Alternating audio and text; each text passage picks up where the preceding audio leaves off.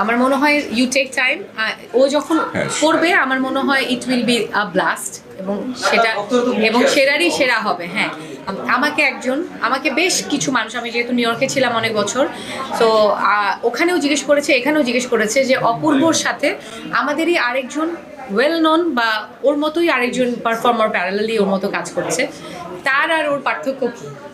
আমি তখন বলেছিলাম যে সত্যজিৎ রায়, উনি ওনার সব ছবিতে সৌমিত্র চট্টোপাধ্যায়কে নিতেন, কিন্তু উনি যখন নায়ক বানিয়েছিলেন তখন উনি উত্তম কুমারকে নিয়েছিলেন। তো তখন ওনাকে জিজ্ঞেস করা হয়েছিল, সাংবাদিকরা জিজ্ঞেস করেছিলেন যে আপনার সব ছবিতে সৌমিত্র করেন, এখন এবার উত্তম কুমার কেন?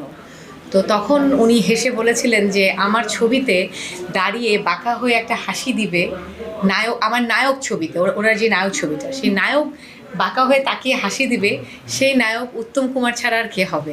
তো সেই এক্সাম্পলটা আমি তখন ওকে নিয়ে দিয়েছিলাম যে আমাদের বাংলাদেশে যদি নায়ক আমরা কাউকে বলি তাহলে আমাদের অপূর্ব। সো আমরা আসলেই দীর্ঘদিন ধরে অপেক্ষা করছি। আমি জানি ও নায়ক হয়ে, ও নায়কের সেরা হয়ে আমাদের সামনে এসে হাজির হবে।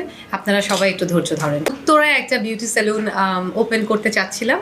আসলে অনেক কিছু বলতে হয়, এত অল্প সময় আমি অনেক কিছু বলতে চাই না, বাট আমি মনে করেছি যে ইউজুয়ালি দেখা যায় যে মানে খুব ভালো সেলুন খুঁজতে গেলে অনেক কিছু চিন্তা করতে হয়, যে মেয়েদের প্রাইভেসির কথা চিন্তা করতে হয়, মেয়েদের সিকিউরিটির কথা চিন্তা করতে হয়, হাইজিনের কথা চিন্তা করতে হয়।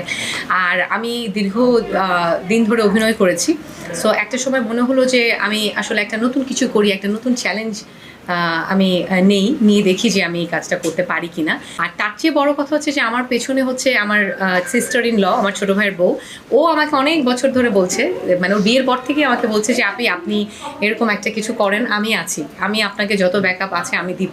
তো তখন আমার হঠাৎ মনে হলো যে আমি আসলে বরাবরই যখন শুটিং করেছি, অ্যাক্টিং করেছি, তখন আমি অভিনয় শিল্পী ছিলাম, আমার একটা প্রোডাকশন হাউসও ছিল, অপূর্ব জানে। সো সেইখান থেকে আমার উদ্যোক্তা হওয়ার একটা সবসময় ইচ্ছা ছিল, এবং এইটার পেছনের কারণটা হচ্ছে যে আমি নিজে ভালো থাকতে চাই, এবং আমার সাথে যখন আমি কিছু করব আমার সাথে আরও 10টা-20টা মানুষ কাজ করবে।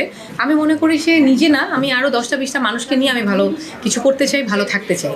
তো এরকমই একটা চিন্তাভাবনার জায়গা থেকে এই জিনিসটা করা, এবং আজকে আমার এই শুভ একটা দিনের জন্য, উদ্বোধনের জন্য আমি আসলে আমার বেস্ট বাডি, আমি আসলে ওকে এখনও কলিগ বলবো না, he is not my colleague anymore, he is my family, he is my like, মানে আই এম ব্লেসড যে ওর মতো একজন মানুষ আমার লাইফে, আমার পাশে, আমার মাথার উপরে, আমার পেছনে সবসময় থাকে।